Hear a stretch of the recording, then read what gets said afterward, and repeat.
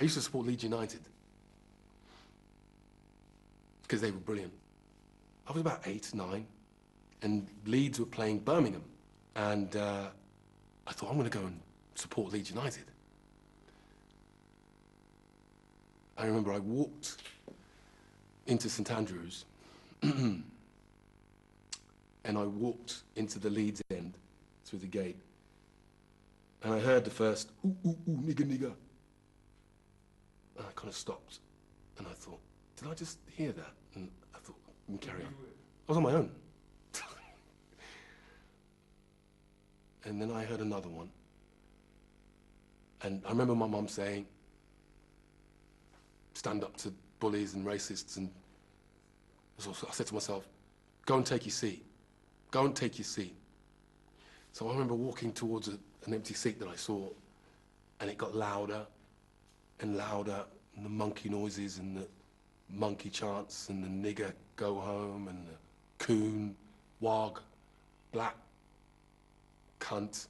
I mean, it must have been about, it sounded like 10,000 people calling me a nigger.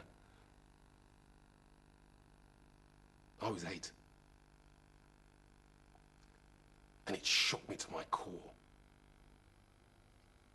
And I stopped. Turned around and left. And I've never been to a football match on my own since. Never. Never.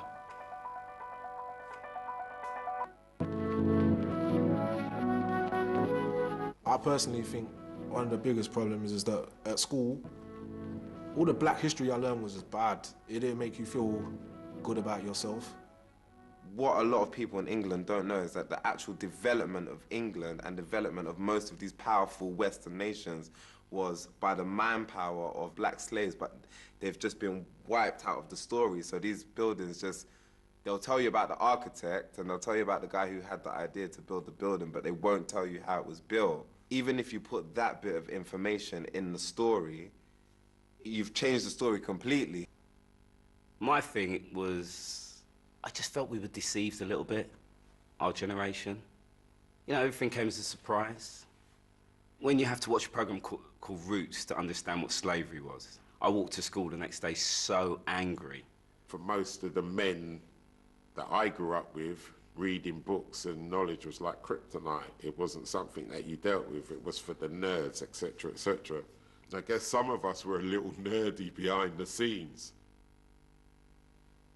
When I think about reading books that have really been very powerful, slave trade, the islands, the trail winds, all of that movement of the humankind as men of colour and women of colour was horrific, beyond horrors of horrors.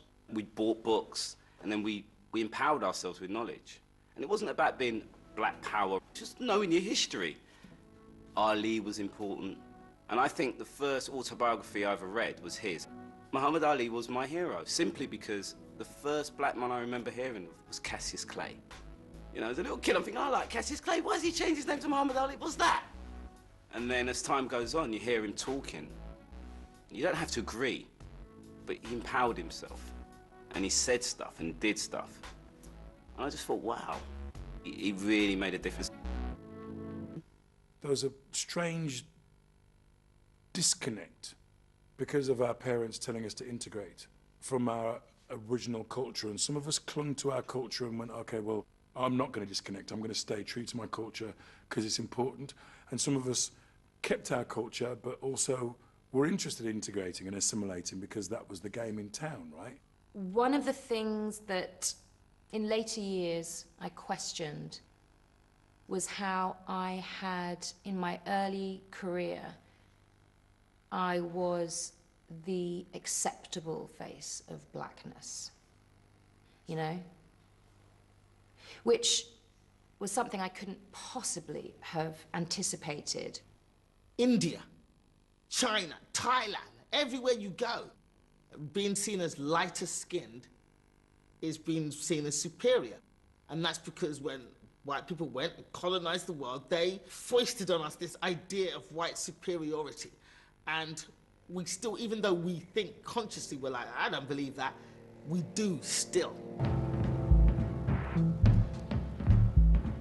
didn't know who I was. I didn't know who I was. Not white, not black, not anything, not belonging anywhere. I was taken into the care system because my mother just couldn't cope. She couldn't cope with everything. And then I walked backwards all my life, trying to find myself. Oh. Well, I myself had a breakdown when I was 23, struggling with identity and who I am. I'm a human being, and Well, you leave drama school and you're in the world and you're a black actor. And you don't see many black actors doing well. And you're always going for the black role, and it's not the central role. And I struggled with that. And I think I started to drink a lot and self-medicate in other ways, and eventually lost control of that. How bad did it get? I was sectioned.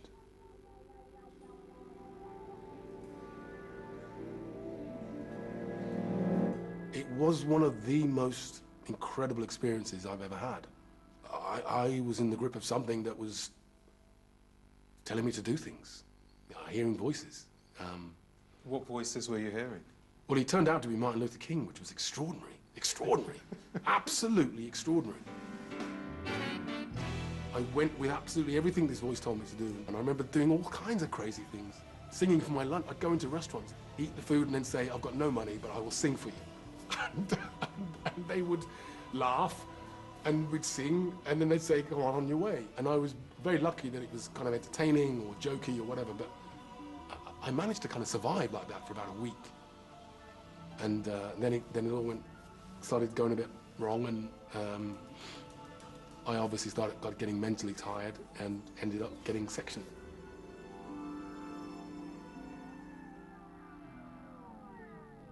Black culture in general is kind of quite informal, quite expressive as a culture, whether that's African or Caribbean or wherever else. You know, you see a lot of them, hello, and then black man, yes, brother. You know what I mean? And it's like it's a different vibe. So you can't be as open, informal, expressive as you'd like to be. The one thing that a lot of people who are watching this in the most respectful way are not going to realize is that even with someone like myself, when you walk into a room, because of the color of your skin, you're already kind of judged in a certain kind of way. If I walk in like hastily, like, someone's gonna be like, what's happening here?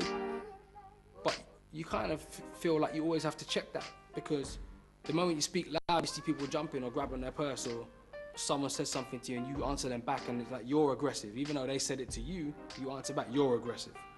It's like, well, no, you came at me a certain way. I responded in the same manner. You just didn't expect that, and now you're shook, and you're calling me aggressive. And that's the kind of thing that gets us shot, isn't it? You move too quickly, bang, you're shot. I'm glad my dad could have given me licks if I was out of order, and they wouldn't throw me in prison. Because I know I needed that barrier. And my dad never had to hit me. Only once when I nearly set the house on fire, and I understood that. I was being beat, and it went on for quite a long time. I just thought, I wonder if she's angry at me or at something else. Because I think that a lot of it wasn't about you. You know, every day, going to work, every day, being disrespected, every day, the burden of being a visible other. I wonder if it wasn't some of that.